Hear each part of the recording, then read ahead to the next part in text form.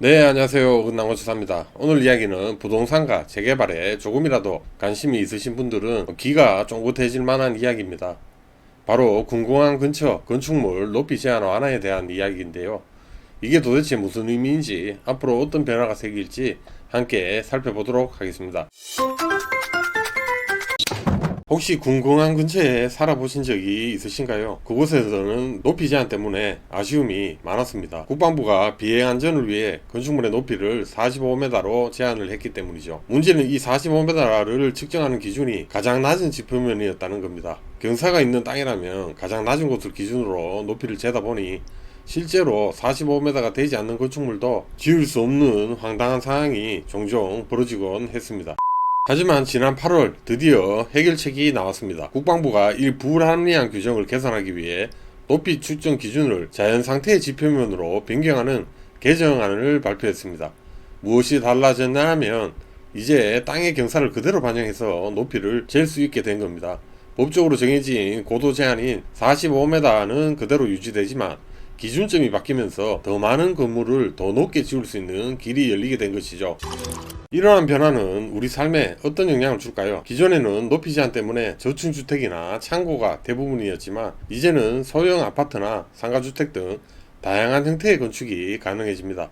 그동안 묶여있던 군공항 주변 지역에 재개발이 활성화되면서 주택 공급이 늘어나고 지역 경제에도 긍정적인 영향을 줄 것으로 기대가 됩니다. 하지만 무작정 건물을 짓기 전에 꼭 알아야 할 점이 있습니다. 첫째, 높이 제한이 완화되었어도 군부대와의 사전 협의는 필수입니다.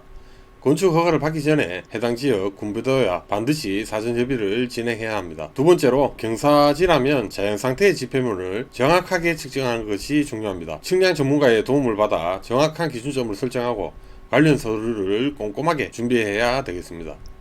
네, 마지막으로 국방부 보도자료를 같이 살펴보도록 하겠습니다. 네, 대한민국 국방부 보도자료입니다. 군사기지 및 군사시설보호법 시행령 개정안 18일 국무회의에 의결되었고 26일 날 공포 시행된다는 내용입니다. 공공항 주변 건축 등 높이 제한을 완화하는 군사기지 및 군사시설보호법 시행령 개정안이 8월 18일 국무회의에서 의결되어 8월 26일부터 시행될 예정이라는 내용이고요. 이번 개정안은 산과 구름이 많은 우리나라 지형의 특성과 최근 도시정비사업의 활성화 기조를 반영해서 공공항 비행안전구역 내 건축 등 제한 높이 기준을 개선하기 위해 마련되었다고 설명하고 있는데요.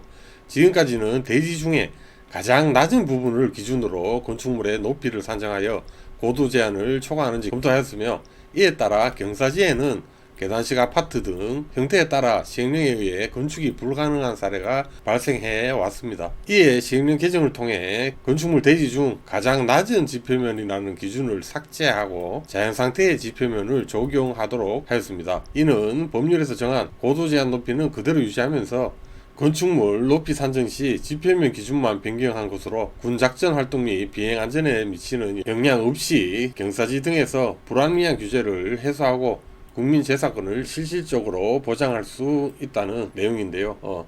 국방부는 이번 개정으로 지형 제약 없이 법률상 허용 높이 이내 건축이 가능해짐에 따라 지역 개발 사업이나 주택 공급에도 긍정적인 영향을 기대하면서 앞으로도 군의 작전 활동 보장과 국민의 권익을 조화롭게 반영할 수 있도록 제도 개선을 지속해 나갈 예정이라고 보도자료를 배포하였습니다. 참고 자료로 지역 및 건축물 형태에 따른 적용 사례인데요. 하나씩 살펴보도록 하겠습니다. 네, 먼저 개정 전의 내용인데요. 경사지형에서 높이가 다른 개별 건축물의 경우에는 대지의 가장 낮은 부분을 적용하더라도 고도 제한에 맞춰 건축이 가능했습니다. 절토로 낮아진 지표면이 아닌 절토 전에 자연상태의 원지반을 적용해봤죠. 예, 그림에서 보이듯이 이렇게 개별 건축물이 하나, 둘, 세 개가 있다면 개별 건축물의 높이를 잴 때는 개별 건축물의 가장 낮은 지형으로부터 최고 높이를 산정했습니다. 마찬가지고 이 두 번째 건축물도 가장 낮은 지표면에서 최고 높이 45m를 적용해 왔습니다. 네, 다음 내용도 개정 전 이야기인데요. 개별 건물이 아닌 단독 건물의 경우입니다. 경사지형에서 부분마다 충고가 다른 계단식 형태의 건축물의 경우 가장 낮은 지점에서 측정한 표면 높이 이상은 건축이 불가해 왔습니다.